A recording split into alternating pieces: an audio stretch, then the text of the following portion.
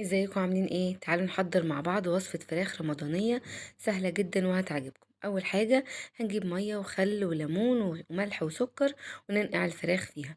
هنسيبها شوية وبعد كده نبدأ نجهز خلطة الكبسة: فلفل من الألوان وتوم وبصل وكاري وكركم وزيت وصلصة طماطم.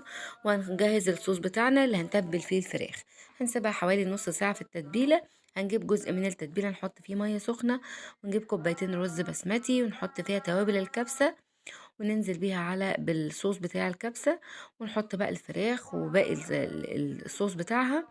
وبعد كده نغطيها كويس وندخلها الفرن نص ساعة، من نص ساعة لساعة، وبعد كده تطلع بالشكل اللي انتوا